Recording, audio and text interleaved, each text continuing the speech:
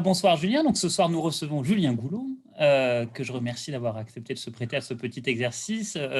Julien, 5e Dan, et pratiquant en région parisienne, représentant du Musashi Kai en Europe et spécialiste donc de la pratique de l'escrime japonaise à deux sabres. Nito, et donc ça va être l'un des thèmes de notre discussion, mais on n'exclut pas évidemment de parler de bien d'autres choses quand ça se présentera. Kendo normal. Peut-être pour lancer la conversation, Julien, on va te poser une question qu'on pose à peu près tous nos invités, c'est de nous dire comment tu en es venu au kendo et puis aussi comment tu en es venu à pratiquer à deux sabres, si tu le veux bien. Oh là là là, les questions compliquées dès le début, quoi. Alors, commençons par le commencement.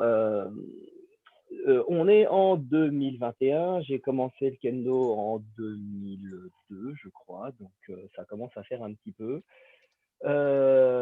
J'ai commencé, j'avais 20 piges, j'en ai 38 cette année. Voilà, j'en ai eu 38 il n'y a pas longtemps. Et ça a fait une douzaine d'années à peu près, ouais, une grosse douzaine d'années que je pratique Nito. Alors pourquoi j'en suis venu au kendo? Ça, c'est une vraie bonne question. Depuis tout gamin, comme je pense pas mal d'entre vous, plutôt passionné de culture nippone, que ça soit via les jeux vidéo, via les animés, via pas mal de choses, un peu comme tout le monde, je pense.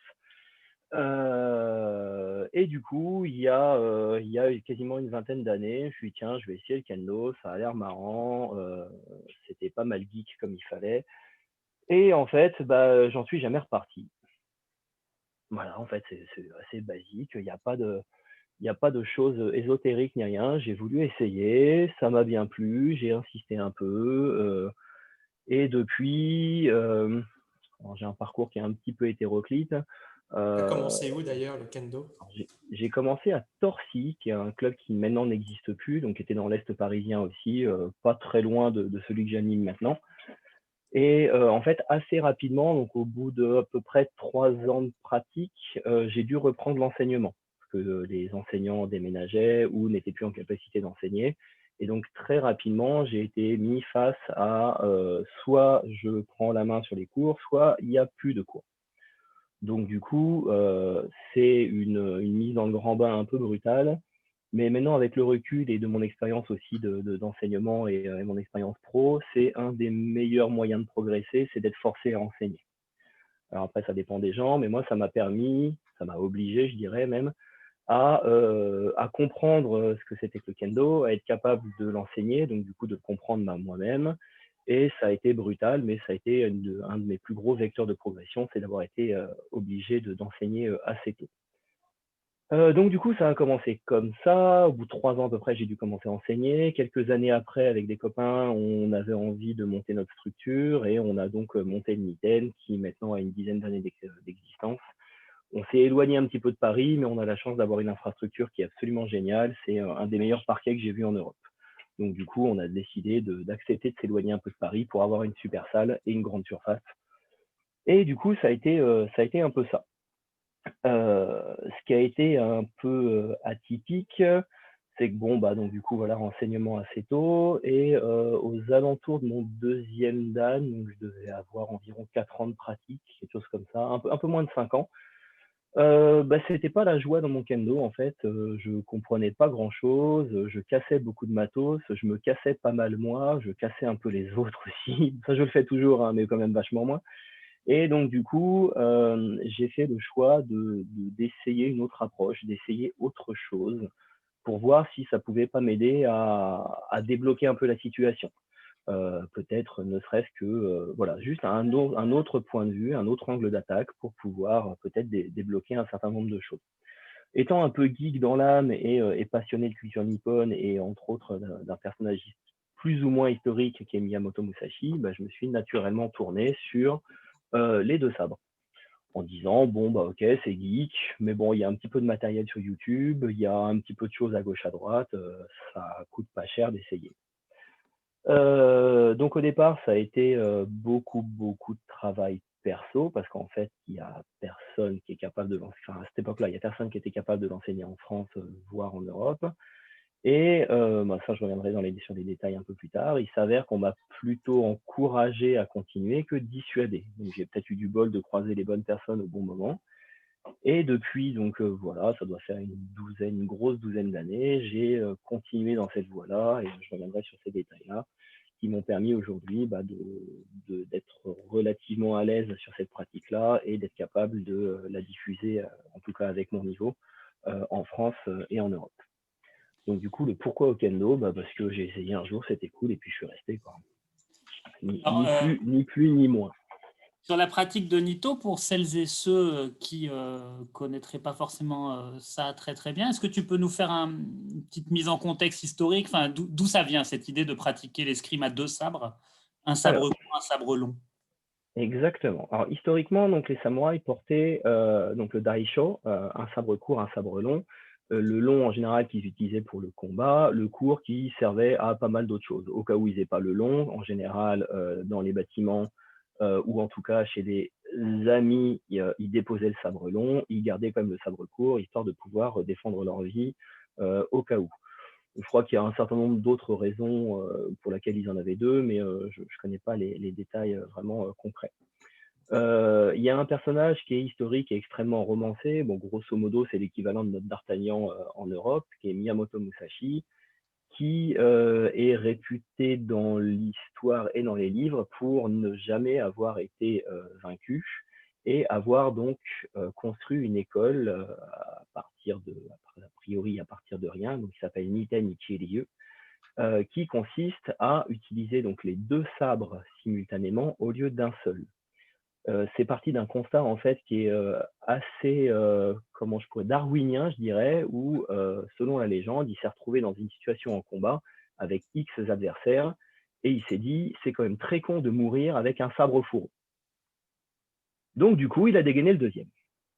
Il s'est rendu il a réussi à se sortir de ce mauvais pas, encore une fois selon la légende.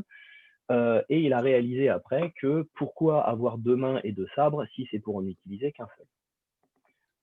Il y a pas mal d'historiens qui expliquent que déjà pour son époque, en fait, il avait un peu un profil d'un visionnaire. On peut parler un peu d'un Elon Musk de ce siècle-là, où il cassait les codes. Il venait quand même d'une famille extrêmement guerrière, avec un père qui a été instructeur des shoguns. Enfin, voilà, avec vraiment une histoire déjà qui fait qu'il ne partait pas vraiment de zéro. C'est quelqu'un qui avait déjà une éducation militaire et une éducation martiale et des arts du combat. Donc déjà, ça aide un peu.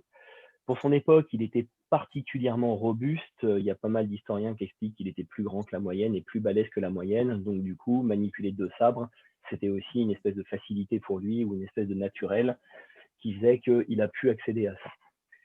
Et du coup, tout au long de sa vie, en fait, il a mené une vie, donc ce qu'on appelle le Mushashugyo, où il aurait parcouru le Japon à la recherche de l'amélioration de son style et de son école. Dans les faits, il a parcouru le Japon pour botter des culs à pas mal de gens et il est connu pour ne jamais avoir perdu un duel. En tout cas, voilà, c'est ce que compte la légende et il y a une partie des historiens qui s'accordent quand même relativement là-dessus. Moi, j'avais entendu qu'il en avait perdu un quand même. Hein. Alors, il y a le duel contre Bonosuke, donc, qui est un pratiquant de Jo, qui est assez mythique. Et soi-disant, ils auraient conclu tous les deux sur un ex-aequo parce que lui finit avec le bâton sur le plexus ou sur la gorge, quelque chose comme dans ce genre-là, et Musashi avec le sabre au-dessus de sa tête.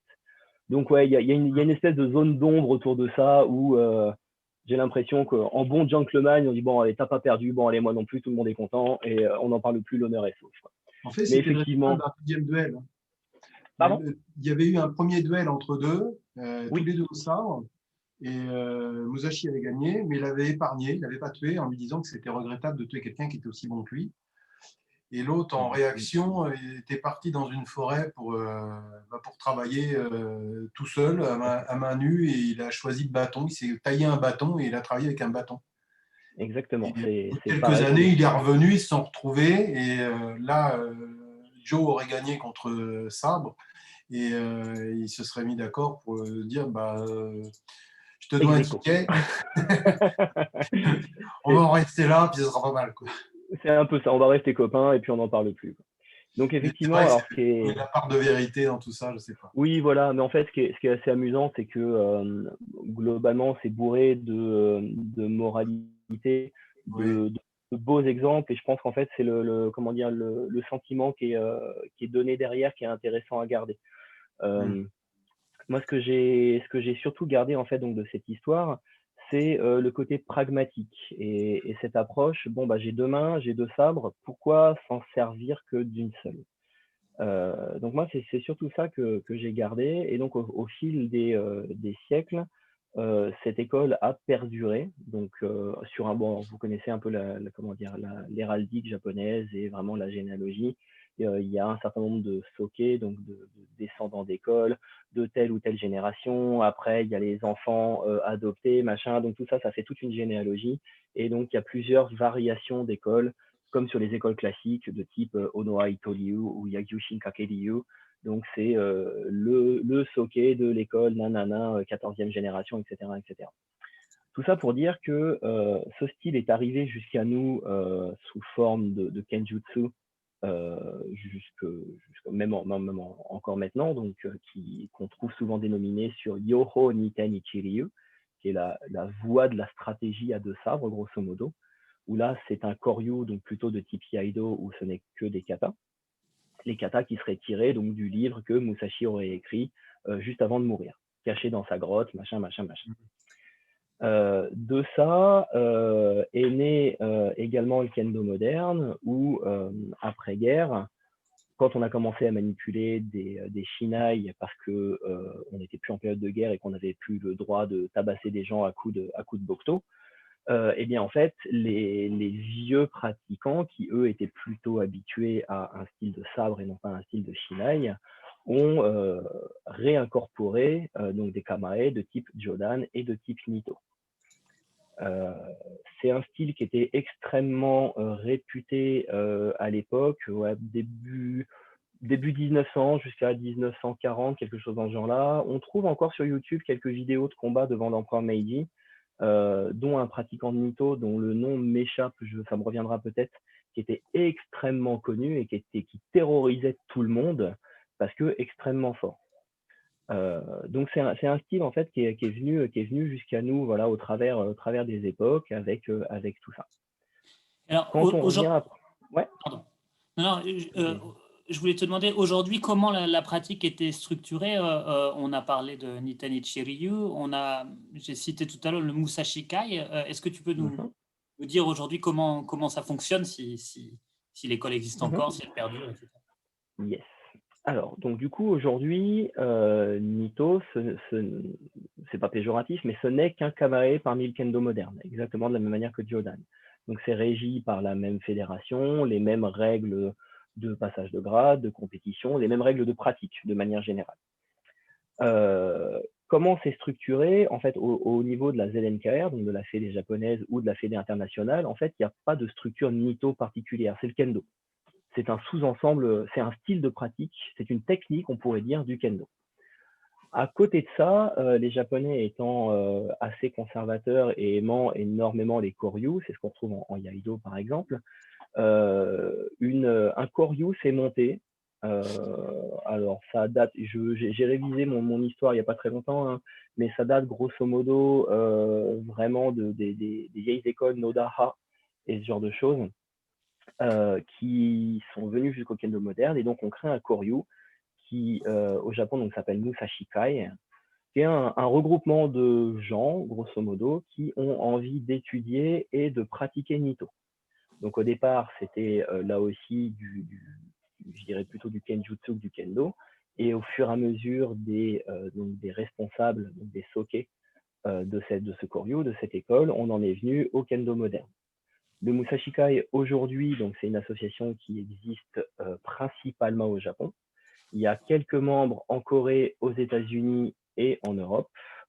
Même au Japon, c'est quelques dizaines de personnes, essentiellement dans la région de Tokyo et autour de Fukuoka, Yamaguchi-ken pour être précis, quelques membres sont aussi perdus du côté d'Osaka, un tout petit peu dans le nord du Japon. Mais donc tous ces gens-là ont un point commun, c'est qu'ils pratiquent le kendo moderne, mais quasiment uniquement à deux sabres. Donc on pourrait comparer ça à un groupe de travail où c'est des gens donc qui réfléchissent à comment la technique des deux sabres était utilisée avant, comment on peut l'adapter au kendo moderne et voire même à la compétition, au passage de grade et ce genre de choses. Donc cette association, moi j'ai commencé à les rencontrer il y a quasiment 10 ans, un petit peu moins, où en fait à force de me poster des vidéos sur YouTube, j'ai été contacté par un copain qui est en Allemagne, qui lui a vécu au Japon quelques temps et qui a rencontré ces gens-là. Un petit peu par hasard, c'est une histoire un peu étrange, il s'est mis au kendo complètement au pif, il est rentré dans un dojo au hasard, et c'était le dojo de pratique du Musashikai à cette époque-là. Donc ce Manuel donc, me contacte à ce moment-là en me disant bah, c'est pas mal ce que tu fais, je peux te mettre en contact avec des gens au Japon, je leur ai déjà montré ce que tu fais, ça les intéresse.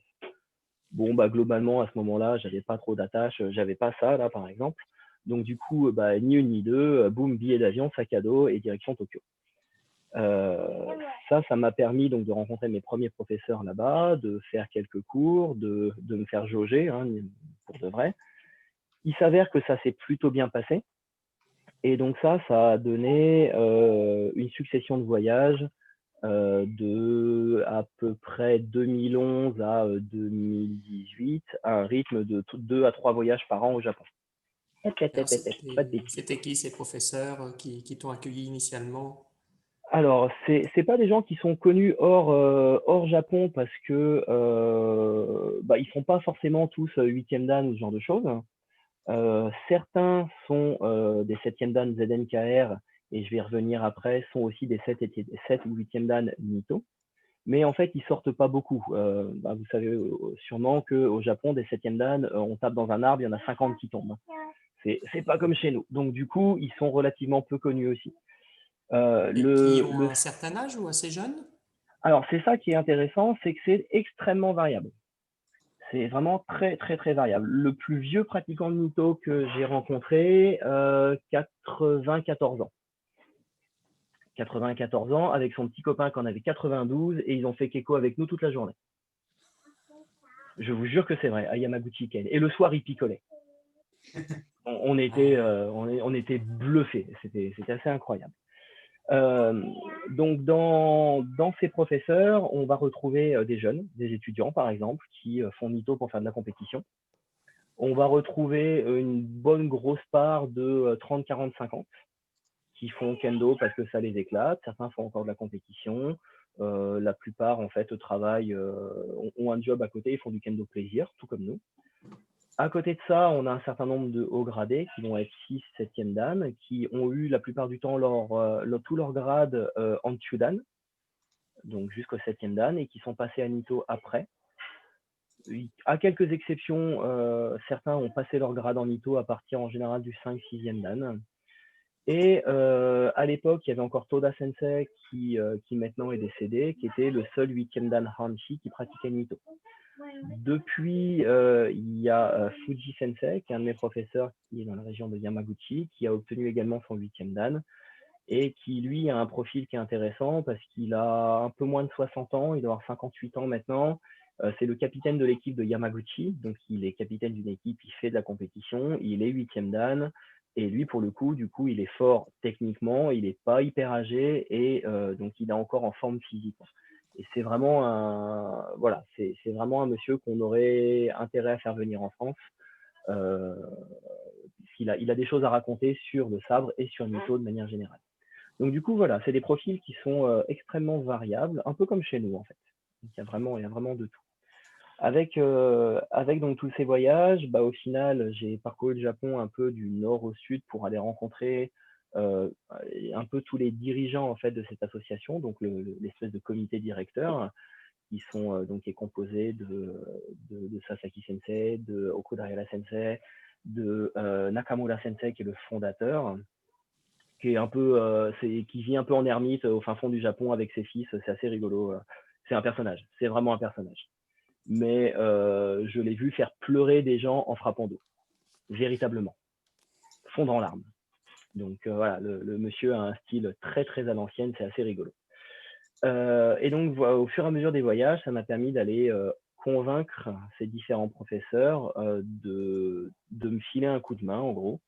Et il y a quelques années maintenant, j'ai été accepté comme membre de l'association au Japon. Donc ça me permettait d'aller aux entraînements quand je voulais, de participer aux stages, ce genre de choses. En général, ils étaient sympas, ils ne me faisaient pas payer les stages parce que je payais déjà le billet d'avion.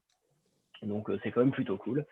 Et en 2018, si ma mémoire est bonne, Nakamura Sensei, donc, qui est le responsable de l'école, m'a autorisé à ouvrir une branche en Europe. En sachant que jusqu'à maintenant, il y avait une toute petite branche en Corée. Donc il y a un pratiquant qui vend des armures, donc en fait qui passe son temps entre le Japon et la Corée, qui pratiquait là-bas. Il y a une branche aux États-Unis depuis une dizaine d'années avec une poignée de pratiquants et un stage annuel aux États-Unis qui est assez connu et assez gros. Et donc, du coup, en 2018, on a pu ouvrir une branche en Europe avec comme vocation de diffuser ce style et de réhabiliter ce style, je dirais. On y reviendra après, c'est une pratique qui a assez mauvaise réputation de manière générale. Et donc, depuis 2018, on se regroupe au moins une fois par an pour animer donc, un stage annuel, qui est le stage du Musashikai Europe, où on se retrouve joyeusement entre pratiquants de Nito pour s'entraîner, pour progresser. Et en général, on fait également des sessions qui sont complètement ouvertes pour les gens qui veulent essayer, découvrir ce genre de choses. Donc voilà un peu pour la petite histoire du comment on a réussi à ramener Nito un petit peu en Europe et comment maintenant on continue à essayer de promouvoir ce style de la meilleure manière qui soit, je dirais.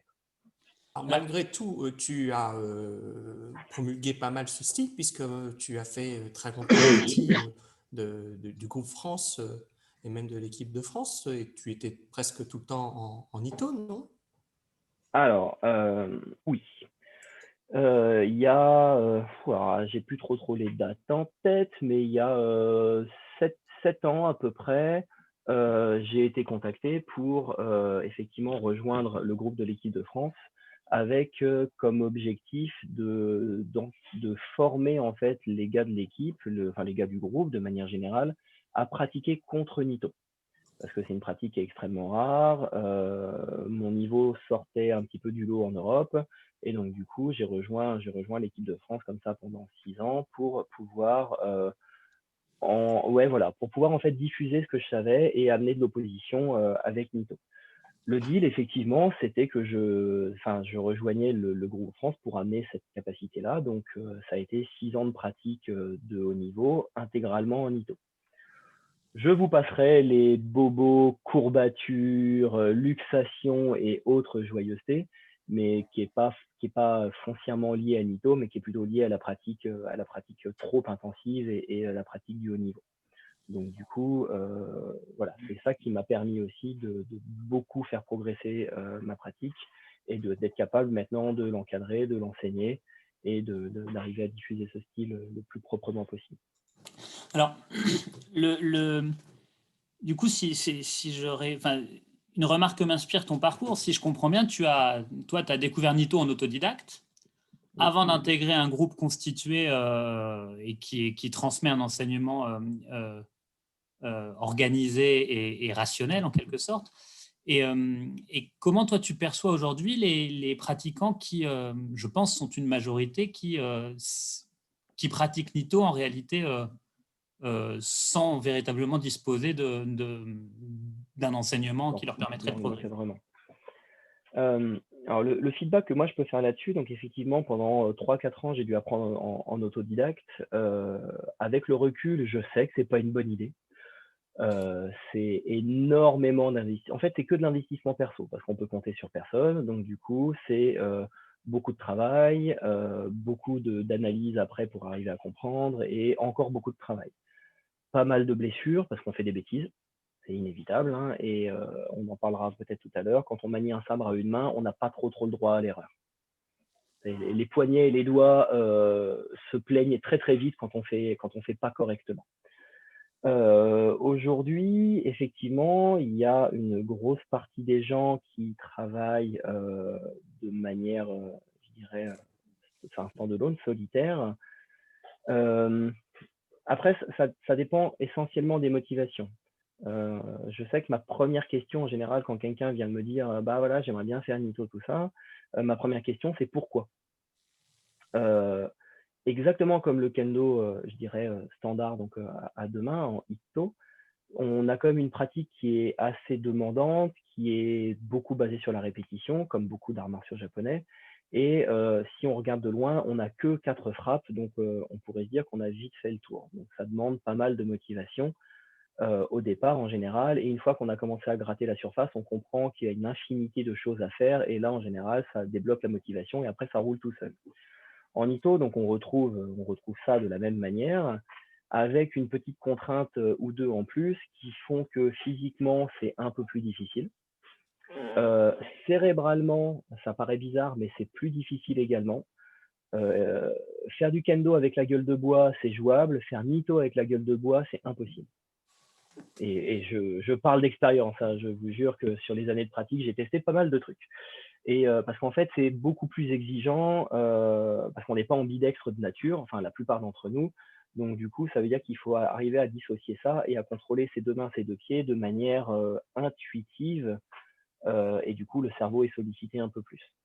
Donc du coup, sur les typologies de réponses, moi j'ai souvent rencontré un peu deux genres de réponses. Il y a ceux qui arrivent en disant mais je veux faire Nito parce que c'est trop cool. En général, ça part pas bien parce que à la première difficulté, c'est des gens qui vont arrêter. Un peu dans le même groupe, il y a ceux qui veulent faire ça parce que c'est plus facile de gagner en compétition. Alors en fait, c'est pas vrai, c'est juste qu'ils sont pas tombés sur des gens qui savaient faire. Il suffit de tomber contre n'importe qui est un peu habitué à faire contre Nito et en fait, la balance des forces, elle est tout de suite rééquilibrée. Et de l'autre côté, il y a des gens qui, en tout cas, moi, de mon point de vue, ont plutôt des bonnes raisons, qui sont des raisons de blessure. Des gens qui ont le genou droit, par exemple, qui est abîmé, et donc, du coup, ils vont avoir besoin de switcher de pied. Et donc, du coup, ils s'orientent vers Nito, vers Jodan. Des gens qui ont perdu des doigts, ou enfin voilà, ce genre de blessures, qui ont besoin de switcher de main. Donc, ça, c'est une certaine catégorie. Il y a les gens qui, comme moi, en fait, ont un espèce de blocage en kendo et qui cherchent une autre façon de le surmonter. Parce qu'ils ont le kendo, ça leur plaît bien, ils ont envie de continuer, mais là, ils tapent un peu dans le mur. Alors du coup, ils cherchent autre chose pour arriver à comprendre. Donc ça, c'est plutôt des bonnes motivations à mon sens. Et après, il y a des gens qui disent bah oui, moi je veux faire un peu Nito, mais c'est juste pour me marrer de temps en temps, pour apprendre d'autres choses. Mais je le fais pas sérieusement, mais j'assume, c'est fait exprès, quoi. Et cela, ça roule. Le pire, c'est voilà, les gens qui disent voilà, moi je veux faire Nito, c'est trop bien, c'est trop bien, c'est trop bien, et en fait qui ne font que Nito pour les kekos. Donc en général, ceux-là, c'est ceux qui provoquent la mauvaise réputation de Nito, parce que du coup, ils sont pas entraînés, ils sont pas habitués, et bah, ça donne souvent des gens qui frappent trop fort, trop près, trop à côté. Et quand on frappe à une main, bah, ça frappe pas pareil qu'à deux, hein. Ça fait Voilà, mal. tous ceux qui ont déjà fait avec moi savent que ça fouette un peu, hein. Et donc du coup, c'est ça qui entraîne une très mauvaise réputation de Nito, encore plus que Jodan, parce que la plupart des gens le font pas sérieusement, donc du coup ça fait charlot. Ceux qui font pas sérieusement font mal, donc du coup ça fait connard en fait, hein, voilà. Et en fait, on est trop peu dans cette masse-là, qui est pourtant petite, pour arriver à dire si Nito, c'est du kendo normal, quand c'est bien fait, ça marche bien. Quelqu'un qui fait Chudan, qui frappe n'importe comment, c'est pareil, ça fait mal. Mais on est plus habitué, c'est plus dans les mœurs.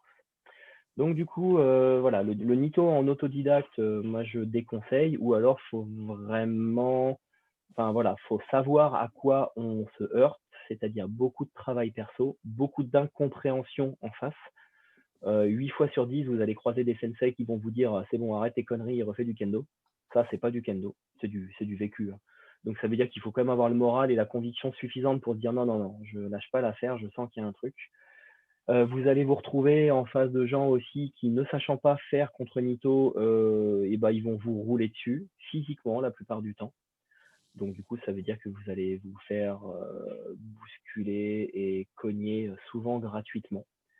Donc du coup, voilà, en autodidacte, c'est quand même assez compliqué. Après, ça peut être extrêmement intéressant à faire quand dans votre dojo, vous avez un sensei qui est plutôt bienveillant par rapport à ça, qui va peut-être un peu vous pousser ou vous challenger, mais qui fera hyper gaffe de façon à lui aussi travailler, parce que ça peut être un très bon axe de travail pour les gens qui ne sont pas habitués à pratiquer avec Nito. Et ça, du coup, ça peut être un environnement extrêmement bienveillant pour faire. Mais dans ce cas-là, il faut vraiment choisir le moment où on pratique Nito. Donc, pas en stage national avec 200 inconnus, par exemple. Et pourquoi peu de monde, à ton avis, font Nito? C'est parce qu'il n'y a pas assez de professeurs? C'est une des Ça, raisons? c'est une des raisons. Alors, historiquement, il s'est passé un truc au Japon dans les années 60 ou 70. Nito a été interdit des compétitions. Donc, du coup, c'est un style en fait qui a disparu un peu de fait parce que interdit sur les gros événements. Et du coup, il a fallu réintroduire ça, entre autres avec Baba Sensei, qui est un professeur de Kokushikan, qui lui disait, moi je fais faire Jodan et Nito au moins un petit peu à tous mes élèves pour qu'ils comprennent que ça existe et qu'ils savent faire contre. Alors, est-ce qu'il y a une raison à cette interdiction? Je ne sais pas si j'ai la vérité. Moi, tout ce que j'ai toujours entendu dire, c'était qu'il y avait trop de plaintes sur le fait que c'était pas juste, que ça gagnait trop facilement, que grosso modo, c'était pas du kendo. C'est assez ancienne école, hein. Cela dit, on retrouve encore pas mal de ces arguments aujourd'hui. Et donc, du coup, c'est ça qui a fait que ça a été en dehors du paysage kendoïstique pendant des années. Et maintenant, le fait qu'il n'y ait pas beaucoup de professeurs, plus cette mauvaise réputation qui est traînée, bah, du coup, ça se pratique assez peu. La plupart des profs. Oui. Non, pardon, vas-y, finis. La plupart des professeurs, du coup, sont formés à enseigner Chudan. On est formé à enseigner avec le pied droit devant, le pied gauche derrière, nanana. Et en fait, on a énormément de mal à sortir de ce cadre académique, d'autant plus, ce qui fait qu'on a encore plus de mal à aller vers des pratiques type Jodan et type Nito. Mais en fait, en tant qu'enseignant, je vais faire un peu l'avocat du diable, mais si l'un de nos élèves venait me voir en me disant j'aimerais bien me mettre à Nito, moi je me sentirais absolument incapable de le guider, de l'orienter en fait. Et du coup, je ne sais pas du tout quelle serait mon attitude dans cette position-là. Ah bah, ça serait complètement naturel de dire, bah, écoute, je préfère pas parce que je pourrais pas te l'enseigner. Et je préfère que tu fasses pas plutôt que tu fasses des conneries. Ça me paraît complètement entendable et complètement naturel. Je connais quelques professeurs moi, qui sont venus me voir en me disant, un de mes élèves aimerait bien faire Nito, j'y connais rien, est-ce que tu peux me filer quelques billes et que je puisse l'encadrer? Souvent, c'était des gens qui faisaient Jodan, donc du coup, ils cherchaient le parallèle un peu entre les deux, et il y a quand même pas mal de points d'accroche. Donc du coup, ça permet de filer quelques billes, et voilà. Et puis après, on correspond régulièrement pour ça. Un copain qui tient un dojo en Norvège, par exemple, fait ça. Il fait Jodan depuis des années, et il a une de ses élèves qui fait Nito, et donc du coup, hop, ça permet de correspondre un petit peu. Après, il peut y avoir aussi une autre orientation, c'est de dire, ok, je connais pas du tout Nito, j'y connais rien, mais bon, bah, moi j'ai envie d'apprendre avec toi. Et ben on va se former tous les deux, toi à faire et puis moi à faire enfin ensemble. Donc ça peut être aussi une orientation. Mais c'est tout à fait normal au final que ça se développe pas beaucoup plus parce que voilà, déjà de départ, c'est pas vraiment dans les règles de base du kendo en fait. Mais ça C'est serait quand même relativement dommage normal.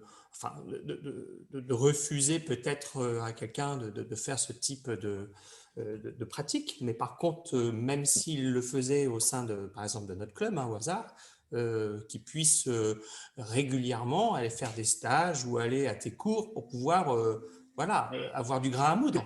Mais je pense que ça sera. Enfin, si quelqu'un un jour, je pense, dans le club voulait faire Nito, pourrait, non? On te l'envoie. Bon, on a Bah, déjà. moi, avec plaisir, hein.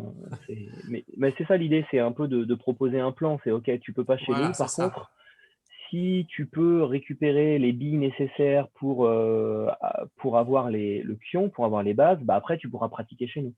Ouais, c'est ça, je pense que c'est Ouais, ça, nécessaire. c'est tout à fait ça. Ouais. Et par Toi, exemple, aller faire des cours et des stages ailleurs. les stages du Musashikai que tu organises, est-ce que c'est un bon endroit pour quelqu'un qui voudrait débuter Nito pour Tout à fait. acquérir les principes de base et ensuite travailler en club? Exactement. Donc les stages en général, donc là on en a fait 2 à Paris et 1 en Finlande. On en avait un de prévu en Allemagne, mais il y a un virus qui nous a un peu pourri notre planning à tous, hein. Et globalement, les stages sont toujours structurés de la même manière. On fait sur 2 jours et demi ou 3 jours. La première journée est réservée aux membres. Donc là, en général, on est 10-12 et on s'entraîne donc plutôt sur des techniques avancées avec plus de volume, potentiellement de la compétition Shiai, etc., etc. Et les 2 autres journées sont open. Donc ça veut dire que on travaille par groupe en général, ou alors les plus anciens, donc les membres du Musashikai Europe, servent un petit peu de motodachi. Et là, tous les gens qui n'ont pas beaucoup d'expérience, voire même zéro, qui viennent tester, peuvent justement venir et avoir de départ en fait les bonnes notions qui sont plutôt de la précision, de la souplesse et du pion que soulever de la fonte et être capable de faire Mitsuburi à une main. Une question naïve. On peut aller à ce type de stage pour, au contraire, essayer d'apprendre à faire contre Nito? Absolument. Il y a toujours une partie du stage qui est dédiée à comment faire contre Nito. Donc, ça veut dire qu'il y a toujours une partie du stage où, en général, les membres du Musashikai servent de moto et les personnes qui font plutôt Chudan vont travailler toutes les techniques contre Nito, les Ojiwaza, les changements de rythme, etc., etc., etc. Donc, en fait, les stages sont toujours à peu près faits de la même manière, une journée dédiée. Et après, sur les 2 jours, il y a vraiment les bases, le kion, toute la théorie. Parce qu'en fait, en kendo, de manière générale, il y a beaucoup de théorie, sauf qu'on ne l'apprend très peu. Les Japonais, eux, font de la pratique et en fait, on apprend la théorie en pratiquant et on s'en rend pas compte. En France, on aime bien théoriser un peu tout, mais bizarrement, on n'a pas théorisé ça. En Ito, c'est pareil, il y a énormément d'éléments théoriques qu'il faut avoir où on se dit ah bah voilà, c'est bon, je sais comment manier un sabre à une main, c'est pas une histoire de force. Et donc du coup, il y a toutes ces bases là, plus toute une partie sur les déplacements en général qui est vraiment très très centrale, une partie parfois sur l'arbitrage, une partie sur les techniques contre Nito et ce genre de choses. On essaye d'aborder à peu près tout le panel de ce qu'on peut voir. C'est pour ça que ça dure 3 jours. Alors, il y avait je relais là une question d'Adrien qui demandait si tu connaissais les raisons pour lesquelles Nito avait été interdit en compétition au Japon à une certaine période. Et ça m'offre aussi une transition pour te demander comment tu perçois, toi, la place de Nito en compétition. Et comment tu perçois l'arbitrage, notamment? Est-ce qu'on arbitre de la même manière un combattant en Nito qu'en Kendo? Pas qu'en Kendo à un seul sabre. Alors, ça fait une grosse dizaine d'années que je fais de la compétition en Nito, un petit peu plus en Kendo de manière générale. J'en ai fait en France, j'en ai fait en Europe, j'en ai fait au Japon. Donc du coup, j'ai un panel et un peu de feedback voilà, avec mes années d'équipe de France, des compètes au niveau international, j'en ai fait quelques-unes. Théoriquement, le Nito, comme Jodan d'ailleurs, hein, c'est du kendo, ça marche exactement pareil. Le bon morceau du shinai sur le bon morceau de l'armure, en criant très fort, avec Zanshin, tout ça. Je pense que Polo ou JP vous en ont bien parlé. Les règles sont théoriquement strictement les mêmes. Dans la vraie vie, nous ne sommes que des humains et en fait, globalement, on est capable de juger ce qui est dans notre spectre de compréhension. C'est tout à fait valable en Chudan aussi, hein. On arrive à juger un main nippon, non seulement parce qu'on a lu les règles du manuel, et aussi parce qu'on sait délivrer, plus ou moins en tout cas, un main nippon. Donc du coup, on arrive à caler ce qu'on voit avec ce qu'on sait, et du coup, hop, ça match. Main, côté, dos, ça marche à peu près. Tsuki, on voit très souvent des Tsuki en compétition qui sont difficilement levés, et souvent les arbitres ont du mal à expliquer pourquoi. Et ça, c'est parfois parce qu'eux-mêmes ne sont pas habitués à le pratiquer. C'est plus flagrant encore sur Gyakudo, où là, il y a beaucoup d'arbitres qui ne lèvent pas Gyakudo, et certains disent clairement, je ne sais pas le faire, je ne peux pas le juger. Bon, c'est dommage, mais au moins c'est franc, c'est clair. Avec Nito, globalement, on a cette problématique-là sur l'intégralité de la pratique. il y a à peu près, en fait, il y a un peu trois typologies d'arbitres que moi j'ai pu rencontrer. Il y a ceux qui basculent complètement dans, comment dire, dans le diable et qui disent Nito, c'est pas du kendo, de toute façon, moi je lèverai pas. Véridique, vécu. Donc ça veut dire que sur le Shiaijo, on n'a déjà que 2 arbitres pour soi, parce que le troisième, il ne lèvera jamais le drapeau. Il y a ceux qui sont au milieu qui disent bah, écoute, moi j'y connais rien, mais je vais faire de mon mieux. Donc bah, parfait. J'ai envie de dire, on est que des humains, ça c'est impeccable. Et après, il y a ceux qui soit sont habitués parce que je leur cours après depuis 10 ans, donc ils sont habitués à m'arbitrer, soit qui eux-mêmes ont pratiqué et du coup, eux, ils ont cette sensibilité de dire bah oui, ok, il a frappé qu'à une main, nanana, mais en fait, il y a la bonne partie du shinai, la bonne partie de l'armure, je ne vois pas pourquoi je ne lèverais pas ce hippon. Donc du coup, on se retrouve avec une position où on embête parce que c'est un challenge, on fait sortir les arbitres de leur zone de confort. Il y en a qui aiment bien parce que du coup, ça amène un peu de divertissement, je dirais. Mais de manière générale, ça pose plus de problèmes qu'autre chose.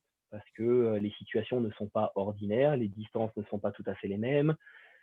Il y a beaucoup d'arbitres qui pensent qu'on peut que frapper main et côté en Ito, donc ils ne lèveront jamais dos, alors que c'est une frappe tout ce qu'il y a de plus valable, de la même manière que Tsuki. On peut tout à fait frapper Tsuki à une main.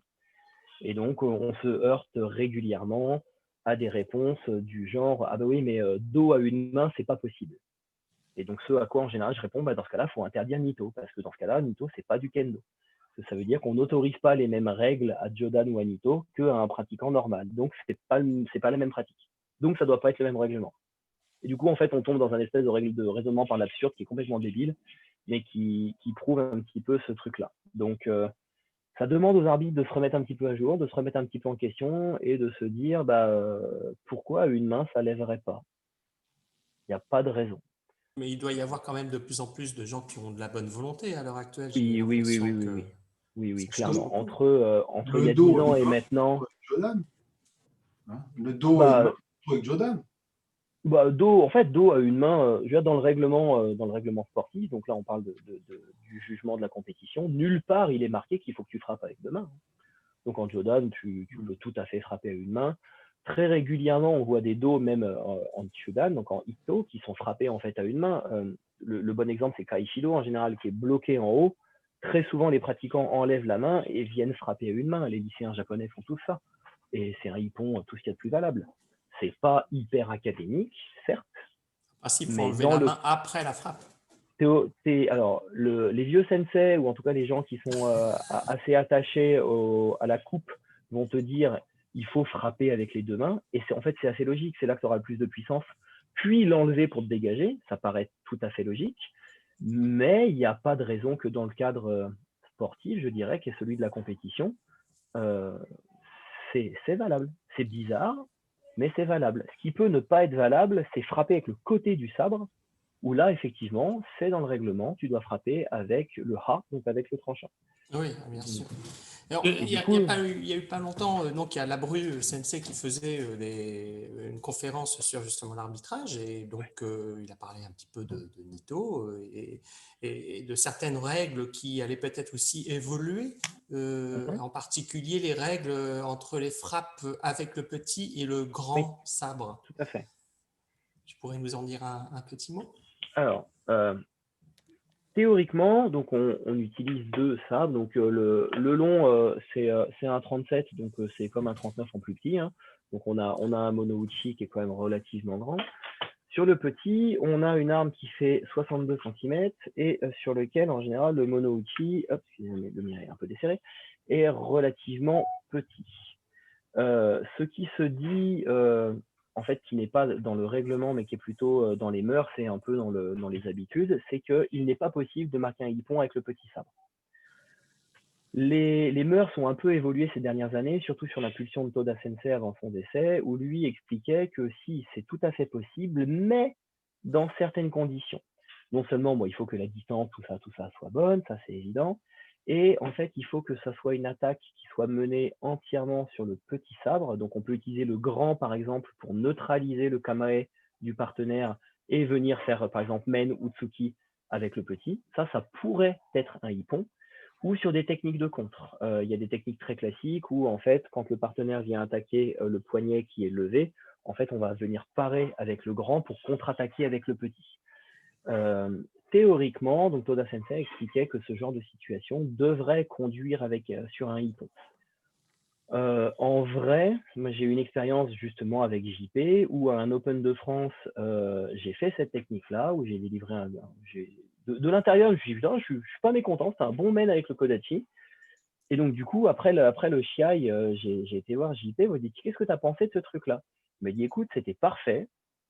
Si à Bruxelles, on nous avait pas dit, on ne lève pas les points au Kodachi, je te l'aurais levé.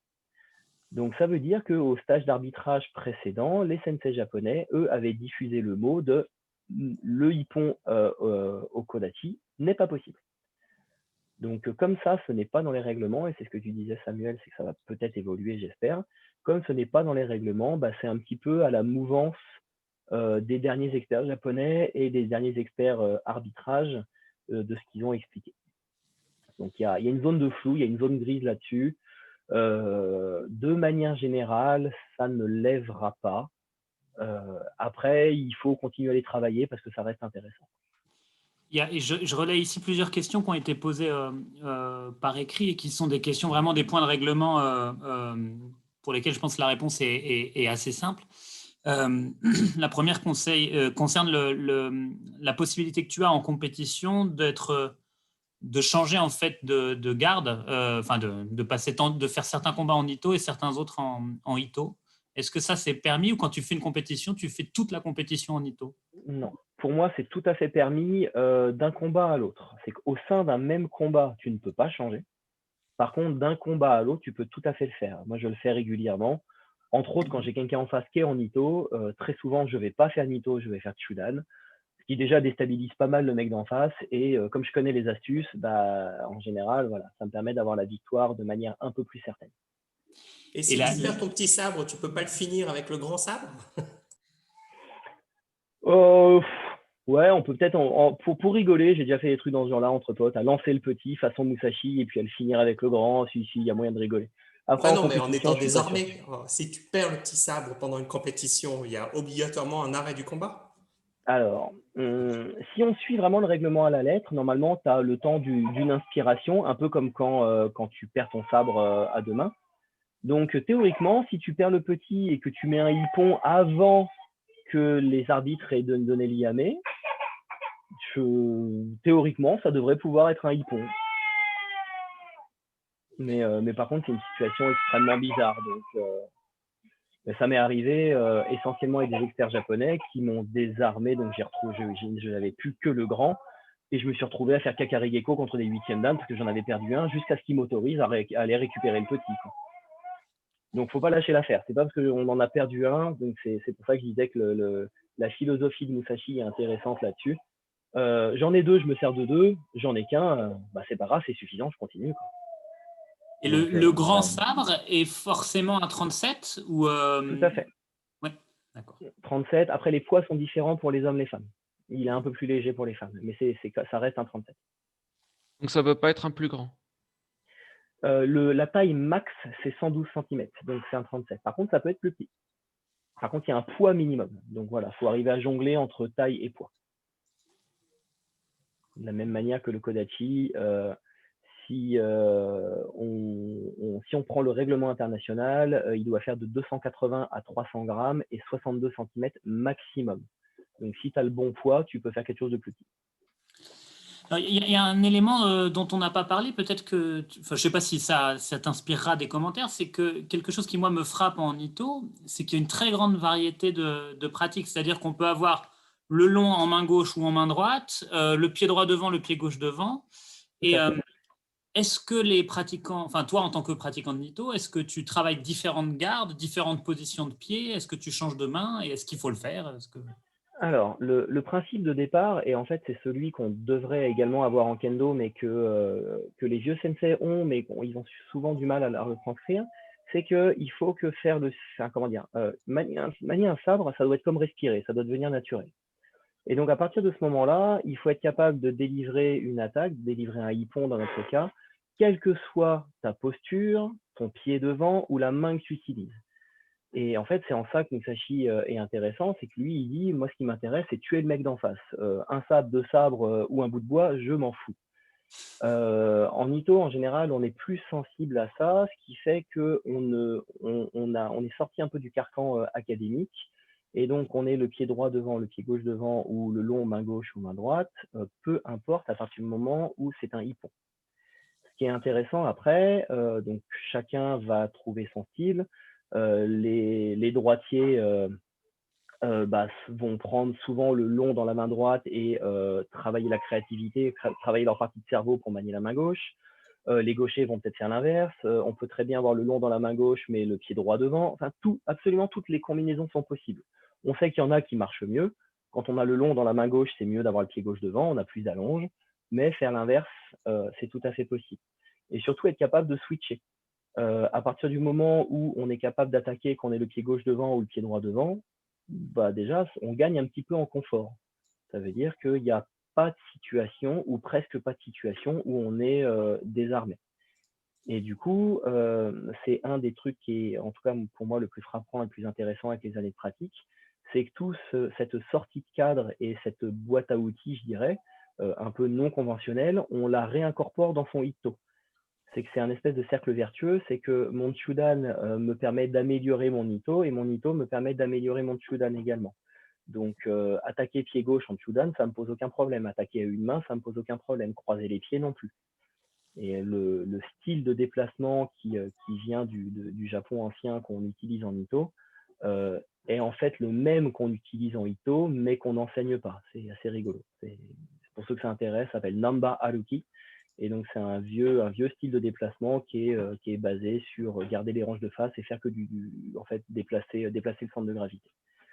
Et du coup, ça permet d'ouvrir pas mal le champ des possibilités et de se retrouver beaucoup plus en confiance parce qu'en fait, on est toujours en capacité d'attaquer. En avant, en arrière, à gauche, à droite, main gauche, main droite, peu importe en fait.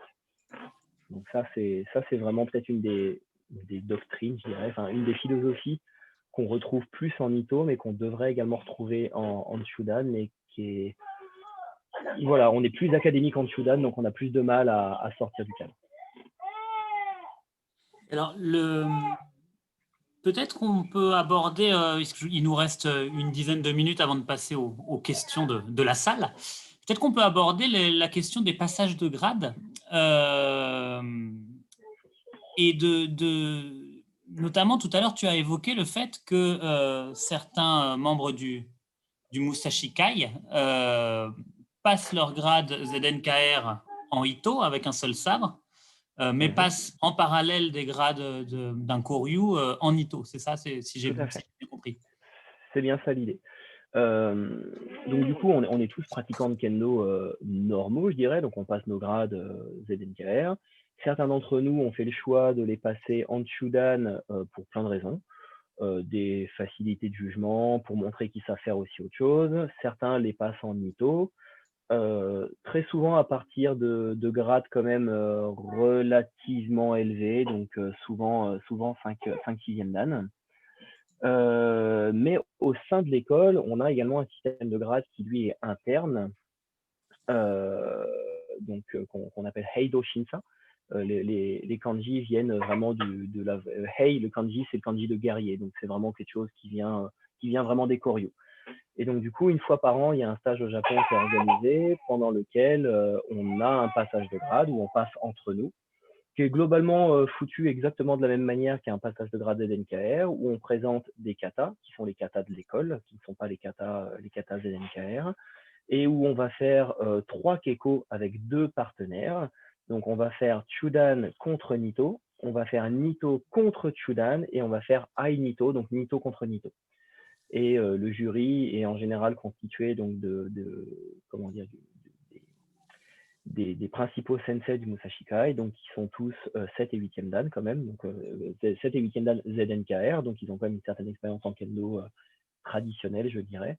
Et donc du coup, on a un grade interne au Koryu, interne à l'association.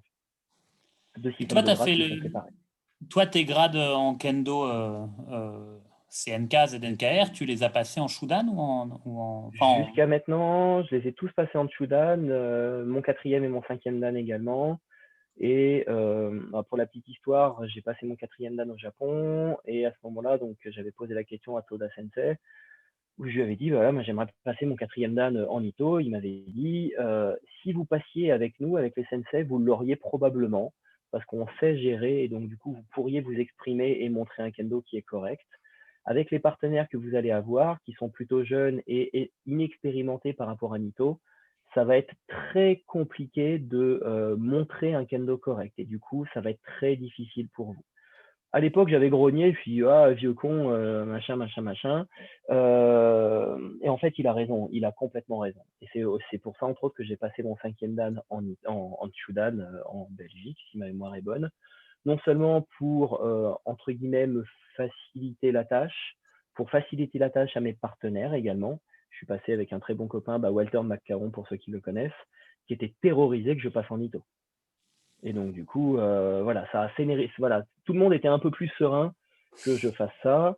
Et c'était aussi pour moi l'occasion de dire, je fais pas Nito par facilité, je sais également faire du kendo de manière standard. Et la preuve, je suis capable d'avoir mon 5e dan de manière normale, je dirais.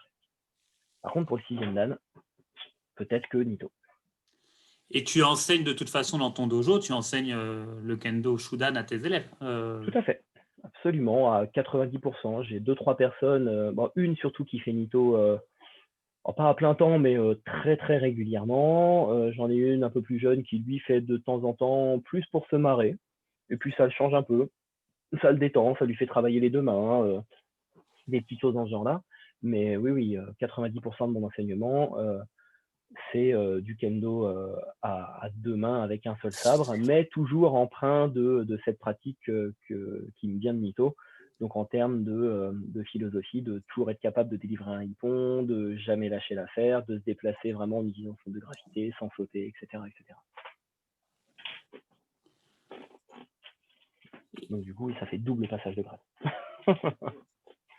Et alors, peut-être une dernière question de ma part, mais je ne veux pas monopoliser la parole. Est-ce que tu pourrais développer un peu sur le lien que tu as un peu évoqué en début de discussion entre Nito et Jodan? Tu nous as dit tout à l'heure, il y a beaucoup de parallèles ou de rapports. Je pose la question pour Maxime. Alors, globalement, donc sur Nito, moi j'ai rencontré surtout deux approches au monde. Il y a une approche qui est plutôt drivée par Matthew Raymond, qui est un Canadien, qui est un ancien de l'équipe du Canada, qui est coach de l'équipe du Canada maintenant, qui est souvent repris par les pratiquants en Allemagne, qui est une pratique qui est forte. En soi, il n'y a pas de discussion là-dessus si c'est mieux ou moins bien, mais qui est pas mal basée sur la force physique et sur le gabarit. Matthew Raymond, c'est une armoire normande. Le mec, il fait 2 mètres, 130 kilos. C'est vraiment un très très gros gabarit. Lui explique que voilà, les échauffements, il faut faire des suburi à une main, etc., etc. Donc il a un style qui est hyper fluide, qui est hyper fort, mais qui est pas l'approche que moi j'ai pris avec le côté japonais. Les Japonais, eux, ils disent n'importe qui peut faire du kendo. Et donc en fait, Nito, ce n'est pas de la force, pas du tout. C'est essentiellement de la technique. Et donc, à partir de ce moment-là, il faut comprendre le comment utiliser le sabre et surtout comment utiliser le centre de gravité du sabre de façon à le manier de manière la plus légère possible. Globalement, en fait, hop là, j'ai 2-3 pinceaux là, c'est que faire ça, c'est lourd quand on a 500 grammes. Faire ça, c'est extrêmement facile. Et au final, on va jouer sur l'engagement du corps et la rotation et le centre de gravité du shinai de façon à être capable de délivrer vraiment des coups de fouet extrêmement facilement et en fait sans aucune force. Et ça, c'est valable pour toutes les frappes à une main. C'est ce qu'on retrouve sur Jodan aussi, arriver à utiliser ce point de bascule avec la particularité en Jodan qu'on va utiliser en plus la main droite pour aider à la propulsion. Donc du coup, on retrouve ces choses-là. On va retrouver donc voilà, toute cette logique de frappe à une main, tout le tenouchi qu'il faut. Parfois les angles d'attaque, des petites astuces comme bien garder la main au centre, descendre la main vraiment très très bas. Alors pour Jodan, c'est en général assez facile parce que c'est la main gauche qui est déjà en bas, donc elle a l'habitude. quand on fait Nito comme moi, main droite, il faut apprendre à sa main droite à descendre plus que d'habitude. C'est des petites astuces dans ce genre-là, en fait, qui sont liées à la pratique à une main et au déplacement. Donc, quand on sautille en attaquant à deux mains, on arrive toujours à contrebalancer avec les épaules en général. On a les deux mains dessus, donc si le corps n'est pas hyper stable, il y a le haut du corps qui va. Enfin, si le bas n'est pas hyper stable, il y a le haut du corps qui va compenser un peu. À une main, c'est punition immédiate.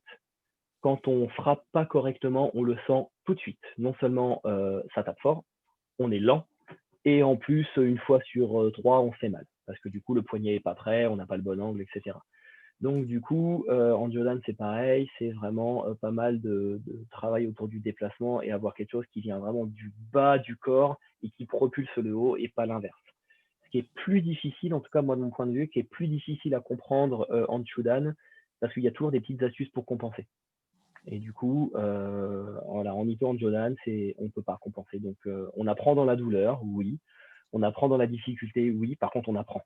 Et ça, c'est vraiment primordial. C'est pour ça qu'en ayant un encadrant, en ayant un enseignant, en ayant des senpai qui connaissent, bah, on réduit cette douleur et on apprend. Donc là, on revient sur le point autodidacte. Tout seul, faut s'accrocher, quoi. J'ai un de mes professeurs, qui est le premier qui m'a mis à ça. Lui, il explique que en fait, il y a c'est des bulles. C'est qu'il y a Chudan, il y a Jodan, et en fait, Nito, ça englobe tout ça.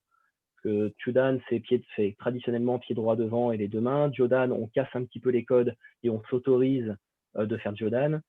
Et en fait, Nito, on s'autorise tout, grosso modo. Les deux mains, les deux pieds, et voilà, il faut juste arriver au but qui est de délivrer une frappe valable.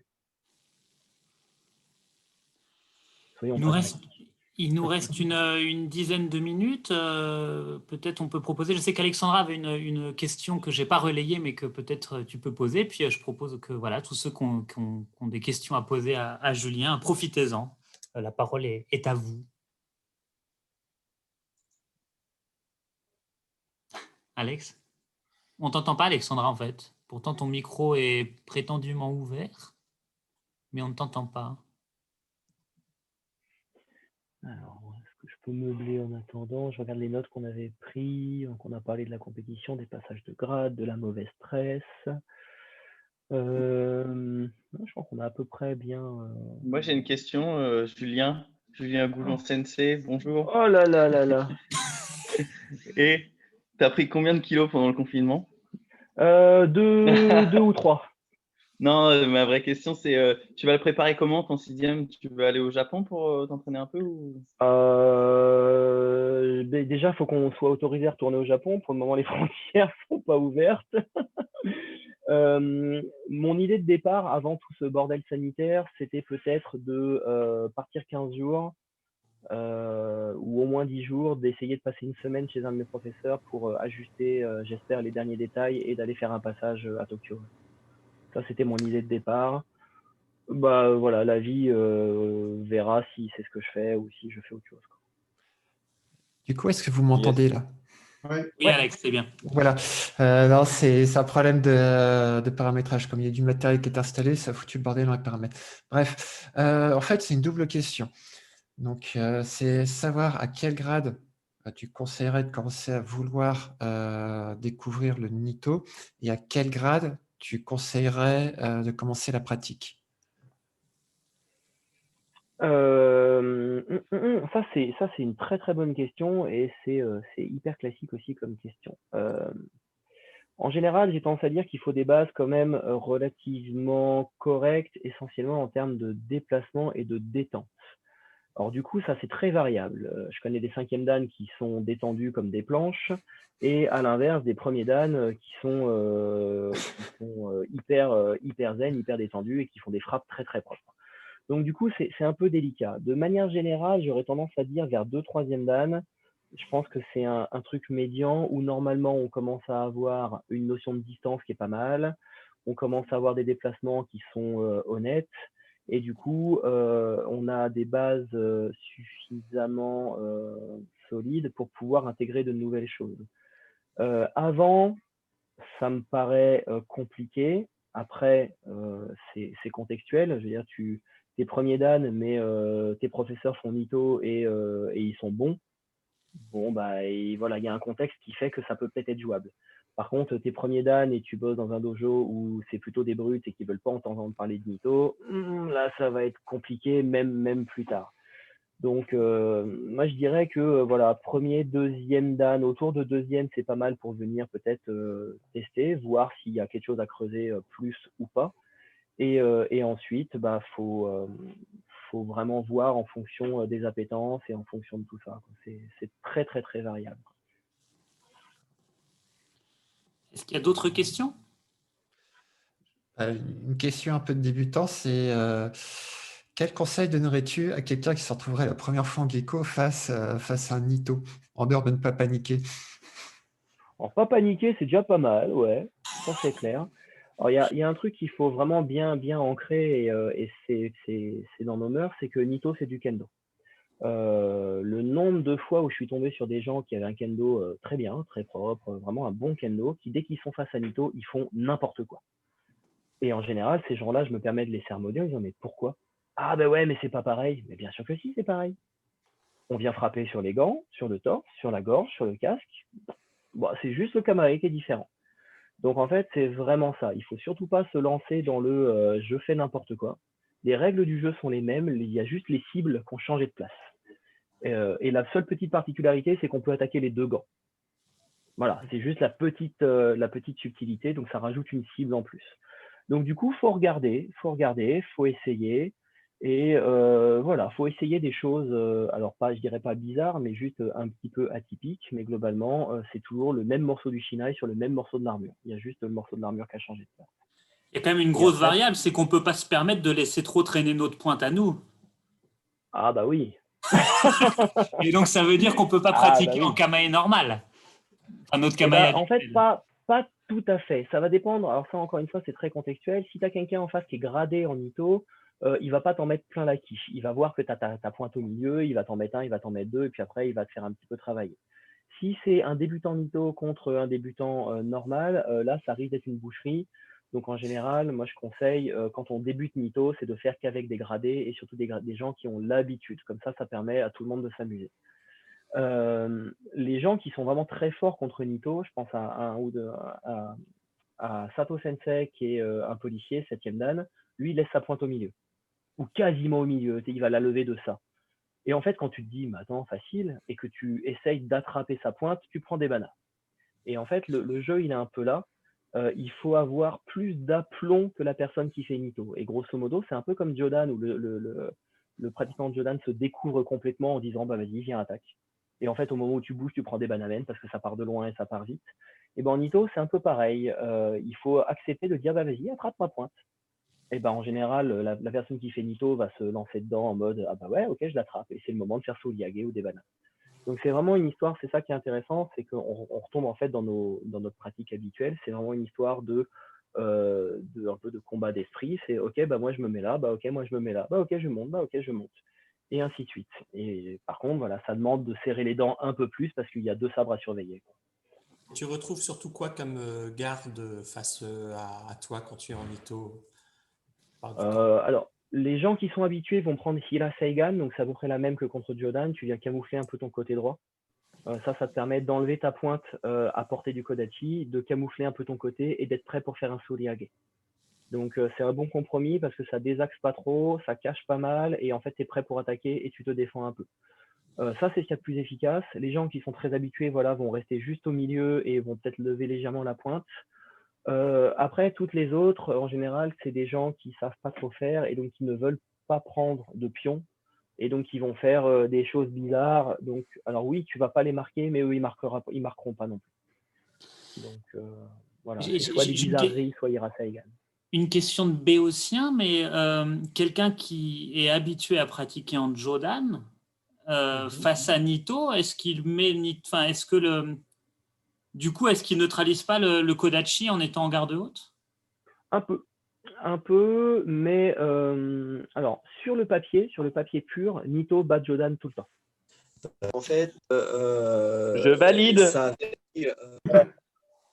Ça verrouille beaucoup plus de possibilités. C'est que effectivement le Kodachi devant va plus te servir à rien parce que il y a pas de pointe. Par contre, tu peux le mettre au-dessus. Et ce qui fait que tu verrouilles ton casque, les deux côtés, et en général, le Jordan ne va pas attaquer dos parce qu'il va trop se découvrir.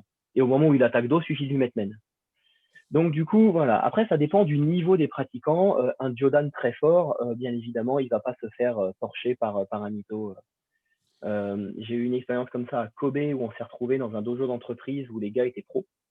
Enfin, c'est pro sur le circuit compétition des entreprises. 30, 35 ans, 6e dan, des bêtes de compétition. Et entre autres, j'ai fait avec un Jordan, le mec il devait faire 1m80, 90 kg, un tonneau. Il allait hyper vite. Et là, pour le coup, en fait, il m'a pas pris au sérieux au début, donc il en a pris un, il en a pris deux. Ça l'a fait marrer, il a serré un peu les vis, et après, par contre, là, ça a été très, très compliqué. Le temps qu'il trouve un petit peu les ouvertures, qu'il trouve comment il pouvait y aller. Et là, après, on s'en est vraiment mis plein la quiche, les deux, et c'était des gyakudo, c'était des tsuki. Voilà, les règles du jeu, une fois qu'elles sont comprises des deux côtés, c'est OK, je peux attaquer comme ci, comme ça. Bon, bah, j'adapte ma technique. Mais ma question était stupide, j'avais juste pas pensé qu'on pouvait monter le Kodachi. Ah non, mais C'était- c'est classique, hein, en fait. Et voilà, on appelle Juji no Kamare, en fait, où on vient souvent croiser les deux au-dessus. Et du coup, ça permet de bien casser les pieds au mec qui fait Jodan. Et on a aussi les deux poignées devant, alors. Ouais, mais ils sont plus bas, en fait. Ils sont pas devant, ils sont plus au niveau des oreilles, en gros. Donc, du coup, et comme ils sont plutôt tournés, c'est assez difficile de venir chercher le hippon dessus. Donc, Est-ce qu'il y a une dernière question? Si je peux, moi j'avais une question pour. Vas-y, Adrien. En gros, qu'est-ce que tu conseillerais à une personne que si jamais on se retrouve contre, enfin ça t'a déjà à moitié été posé comme question, mais si quelqu'un se retrouve face à un Nito, est-ce qu'il y a des choses que tu déconseillerais de faire face au Nito? C'est-à-dire, bah, donc, du coup, j'ai tourné la question en fait dans l'autre sens parce qu'on t'avait demandé plutôt quoi faire. Là, plutôt quoi pas faire justement pour pas se faire avoir par ses forces en fait. Alors, bah, encore une fois, ça va dépendre de la personne en face. Si c'est un Ito qui est un peu expérimenté, pas paniquer et pas passer en force. Par Pas défaut, passer en en fait, force. donc Jogetachi, donc le kamae de base, je dirais, de Nito, si le pratiquant il est fort dans sa tête et que physiquement il tient la route, c'est très très dur de rentrer en direct. Ceux qui ont déjà fait avec moi le savent, suffit que de garder son calme, on bloque, et quand il y a un trou en face, bam, ça part. Le but du jeu, ça va être de casser le kamae. À partir du moment où ce kamae là, il devient faible, ça peut s'effriter très très vite. Quand tu travailles à deux mains, tu as les deux mains pour manipuler ton sabre, donc du coup l'inertie est beaucoup plus faible. Tu peux revenir en kamae, tu peux revenir au milieu beaucoup plus vite. À partir du moment où tu as les deux mains qui vont commencer à faire ça, là il y a beaucoup de trous qui se créent. Donc l'idée, ça va être ça va être de déstabiliser suffisamment le Nito pour qu'il commence à casser sa garde, à baisser un peu la main, du coup ça va découvrir ici, à lever le Kodachi par réflexe, ça va découvrir le dos, à se retrouver à faire des trucs comme ça, et encore mieux, à attaquer n'importe comment. Donc à attaquer sans préparation, sans vitesse ou ce genre de choses, et là faire des techniques de contre, c'est assez facile. Il faut vraiment tenir et casser ce kamae. Eh ben, on est prêt à découdre. Quand vous voulez, je vous attends quand on pourra refaire du kendo. Et je relais juste une question, j'ai failli oublier, qui m'a été envoyée par Jean-Pierre Labru pour Oh toi, là là là là, une question de JP. et qui est relative au CB. C'est-à-dire que est-ce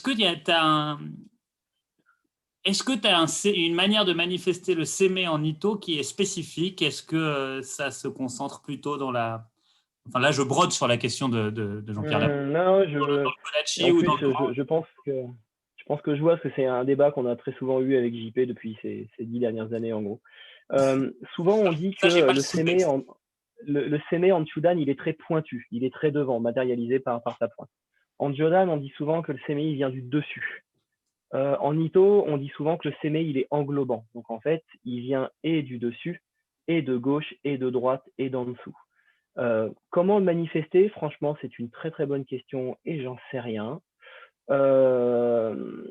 Il faut que l'autre, en fait, c'est assez bizarre. En fait, il faut que l'autre se sente pressé de partout, mais qu'il soit suffisamment serein également. Parce que s'il est trop pressé de partout, en fait, il va faire ça tout le temps. Et donc, du coup, c'est impossible de délivrer un hippon correct. Donc, Claude Prévost, un jour, m'a dit, tu fais trop peur, il faut que tu calmes la personne d'en face. Il faut que tu sois fort, mais sans le montrer. Et en fait, ça colle avec des vieux écrits sur le sabre qui expliquent que le niveau supérieur de l'escrime, c'est une escrime qui n'a pas l'air forte. Et effectivement, enfin, ça vous est peut-être déjà arrivé, des fois on croise des pratiquants où d'extérieur on se dit mais je suis tout pourri, je pense aux Coréens et aux Japonais surtout, et en fait de l'intérieur on se fait rouler dessus. Parce qu'en fait ils sont hyper forts mais on s'en rend pas compte. Et donc du coup le sémé doit avoir lieu avec le petit, avec le grand ou avec les deux. Et il y a des gens qui sont plus sensibles avec l'un ou avec l'autre. Et c'est ça qui est délicat. Il y a certains professeurs de Nito ou de pratiquants qui expliquent que la menace doit se faire sur le petit, systématiquement. Non, c'est faux. De la même manière qu'on n'est pas obligé de capturer le sabre avec le petit avant d'attaquer. On peut très bien mettre des banamènes en direct. Ça irait un peu à l'encontre de ce pragmatique de Musashi qui disait, bah voilà, moi je veux mettre un hippon, je veux couper un mec en deux, quelle que soit la méthode. Donc à partir du moment où on s'impose de faire 1, 2, bon bah déjà, en fait, on a perdu. C'est qu'on s'enlève une grosse partie de notre palette de techniques. Donc du coup, comment manifester le sémé? Oui, non et bien au contraire. C'est à gauche, c'est le petit, le grand ou les deux. Ou peut-être aucun aussi, je ne sais pas. Et je pense que là, j'ai pas encore le niveau requis. Avec des gens qui sont beaucoup moins gradés que moi, c'est assez facile. Avec des gens qui sont gradés comme moi, ça commence à être très compliqué. C'est un peu comme en Chudan. Si on disait comment on fait pour appliquer le sémé en Chudan de manière vraiment, je dirais, comme un livre. Voici les 10 règles pour appliquer le sémé. Je pense qu'on n'arriverait pas à le décrire. Donc il y a une histoire de posture, il y a une histoire de corps, il y a une histoire de kiai, il y a une histoire de comment dire, de combler les vides. Avec 2 sabres, en fait, on peut agresser de partout. Donc dès qu'il y a un trou, hop, on va venir agresser de ce côté-là pour libérer d'un autre côté. Et c'est un peu l'idée. C'est vrai qu'on a parlé du sémé au club un jeudi il n'y a pas si longtemps que ça, et c'est quelque chose de très. Enfin, il y a énormément de choses autour du sémé. Ah oui, ouais, clairement. Très simples, voilà, et puis qui vont même parfois très très loin dans la réflexion et dans ce qu'est le sémé. Donc, c'est pas si facile de répondre à une telle question, je crois, quand même. C'est clair. Surtout pour nous non japonais où en fait on essaye de traduire par menace alors que le kanji en fait a pas mal de significations et du coup déjà on s'ampute nous-mêmes d'une partie de la réponse. Enfin, c'est pas qu'un seul et simple pas en avant. Non, ça peut ou pas. C'est compliqué. C'est vrai que c'est extrêmement compliqué. Mais c'est aussi ça qui fait un peu le charme du kendo, c'est qu'il se passe des trucs, on voit que ça marche, mais on ne sait pas pourquoi. Donc du coup, il faut creuser pourquoi. Et ça me paraît une très bonne conclusion. Je propose qu'on en reste là. On a dépassé notre horaire de 6 minutes, mais c'était vraiment passionnant. Un très grand merci, Julien, d'être venu nous voir. C'était super. C'était génial. Merci beaucoup, très intéressant. Donc oui, Max, j'ai pris que 2 ou 3 kilos comme tout le monde avec le confinement. mais avant, parce j'ai eu que les bars, j'en ai pris 10. Alors... C'est parce que les bars sont fermés, c'est pour ça que tu dis ça.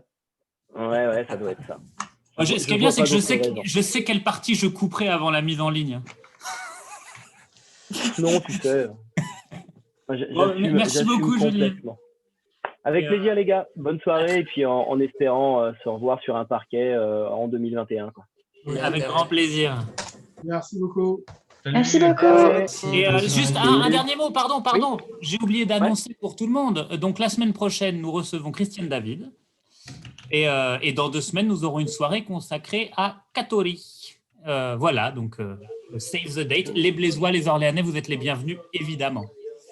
Et donc à la semaine. Et Julien aussi. Hein. Ah s'il y a Christiane, je passerai peut-être, ça peut être assez rigolo. Elle déteste Nito. Avec plaisir. C'est assez rigolo. Bon, merci. Allez, bonne soirée tout le monde. Salut. Salut.